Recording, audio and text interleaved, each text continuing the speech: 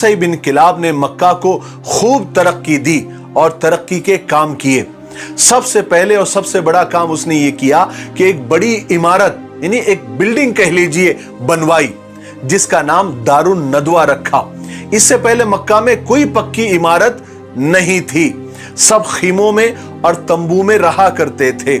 कुसै बिन किलाब ने ये इमारत इसलिए बनवाई कि इसमें मक्का के सरदारों की मजलिसें मशवरे हुआ करें, जैसे आजकल हर सूबे में असेंबली और मंत्रालय हुआ करते हैं, जहां सिर्फ मंत्री बैठते हैं। उसके बाद कुसै बिन किलाब ने दूसरे लोगों को भी पक्के मकान बनाने की इजाजत दी और लोग पक्के मकान बनाने लगे।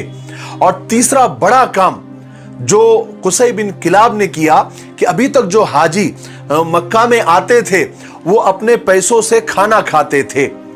कुसै बिन किलाब ने यह तरीका बिल्कुल खत्म कर दिया, ये कानून ही खत्म कर दिया और अपने ही कबीले कुरैश पर टैक्स लगा दिया। और उन पैसों से, जो टैक्स से जो पैसा जमा होता था, उन पैसों से हाजियों को खाना खिलाया जाने लगा। यह पहला टैक्स था जो कुसै बिन किलाब ने मक्का में इजाद किया। कुसै बिन किलाब कबीले कुरैश का था, उसने खूब मक्का को तरक्की दी और तरक्की वाले काम किए।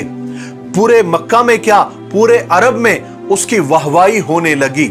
कुसै बिन किलाब के 4 बेटे थे, जरा गौर से सुने।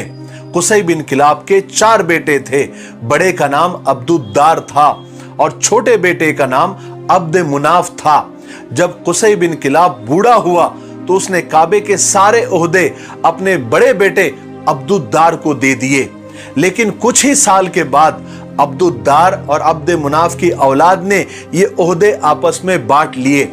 इस तरह मनसबे सिकाया यानी पानी का डिपार्टमेंट और मनसबे रिफादा यानी खाने का डिपार्टमेंट अब्द मुनाफ के हिस्से में आया, और मनसबे हिजाबा यानी काबे की चाबियों वाला मनसब और जंगों में झंडा संभालने की खिदमत वाला जो डिपार्टमेंट था, ये अब्दुद्दार के हिस्से में आया। फिर चलते चलते जैसे जैसे वक्त गुजरता गया, ये खिदमत